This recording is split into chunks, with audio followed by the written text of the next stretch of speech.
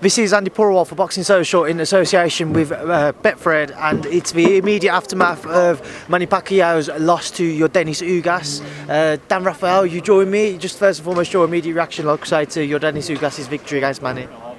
My initial reaction was, and it was during the fight. I was like, Pacquiao, I thought early on was winning, but not looking very, sharp, or I kind of in my story called him kind of looked like he looked ragged. I think you can make the argument he won closely, but obviously the judges liked Ugas with the power on the right hand and the jabbing that he was doing. He fought a good fight. It wasn't a particularly exciting fight. It was like kind of starts and stops, and not the most entertaining Manny Pacquiao fight I've ever seen. But from Ugas' point of view, it was a masterpiece because he did what he had to do. He toppled the legend, taking the fight on 11 days' notice, switching up the opponents. And I've always liked Ugas as a fighter. Always looked at him as a guy that, even though he didn't have that big name, certainly could fit in mix and match with any of the better well-known fighters such as Pacquiao or Errol Spence or Terrence Crawford or Danny Garcia, Keith Thurman, Porter, those top names. But he fits there in terms of his ability and his talent, and he showed it tonight. People thought he beat Porter, a lot of people. So now he's got an official win against Manny. He's got a controversial loss against Porter. He's top 3 welterweight at this point, top 4 welterweight, no question.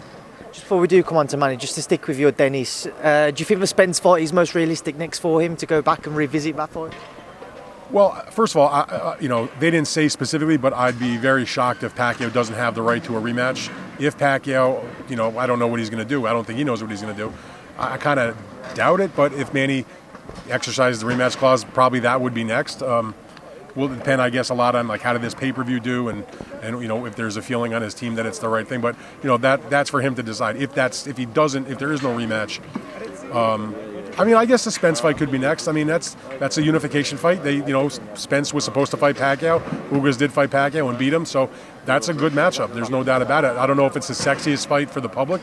Remember, it's a business also as a pay-per-view. Who knows? But I could see that happening. They're both with PBC. It is unification, and they both fight in good styles. Throughout the week, Manny Pacquiao has been very respectful to everybody who's helped him throughout his career, media, journalists, his trainers, what have you, just been brilliant. Very sombre here with that post-fight press conference. How sad is it to see him kind of in that state of mind? It's a tough loss. This is all he's known for, 26 years. He's got his life as a senator, but in terms of the overriding thing in his life has been professional boxing. And I think he knows in his mind and deep in his heart that, even if he does fight again, it's an uphill battle. When you're that age and you come off a 2-year layoff and you fight a guy like Ugas or, any top fighter in the weight class, you're no guarantee to win anymore. The Manny Pacquiao from 10 years ago goes through Ugas like butter.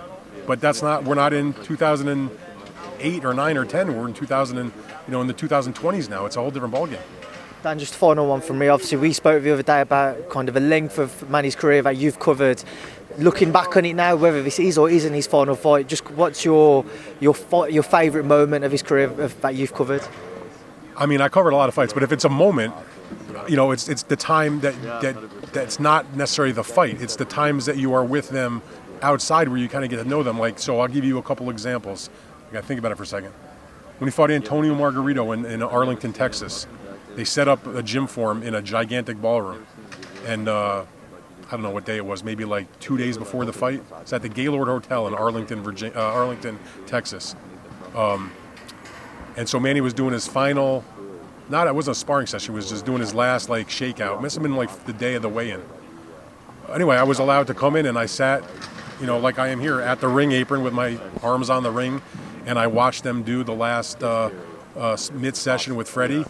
And, Manny would hit the mitts and he kept looking over at me. You enjoying yourself? You like what, we were just having a thing while he was doing the training. I was, that's a cool moment. You know what I mean? So I don't forget that sort of stuff. The morning, the day after he knocked out Ricky Hatton spectacularly, he had asked a friend of mine who works for Top Rank, Brad Goodman, the matchmaker. He wanted to watch a DVD of the fight. I was meeting Brad. We were going to have some lunch before I went to the airport to fly home. So I was with him at Mandalay Bay, so he could give Manny the DVD, or Manny's people the DVD. They called us up to the suite. we ended up, they said sit down. So I ended up sitting like on the couch with Manny Pacquiao, talking and interviewing him while he watched the replay of the Pacquiao fight, and ended up getting a fantastic column out of that. And I always remember this. He was eating, he was watching the TV, he was eating, he was having a gigantic bowl of rice and a big steak. And I'll never forget this. Now, he already knew that he had drilled Patton badly in the second round. And when he knocked him out and he watched it on the videotape, he crossed himself, like as though, even though we're 12, 15 hours later, still praying that Hatton was going to be okay by giving himself the cross.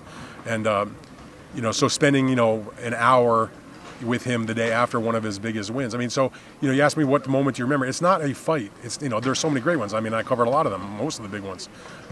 It's the private moments with him. And that's just two examples. I mean, I've got a bunch I could talk about, but those were just, when you asked me the question, those are two that just jump into my mind. It's, being there in that last sparring session before the Margarito fight with him, kind of winking at me and talking to me while he was doing it, and then watching the replay on the DVD of the Hatton fight. I mean, what's better than there's no memories that are better than that in terms of watching the fight. It's the connection you make with the athlete as you have spent many, many years, decades at this point, reporting on their lives and their careers.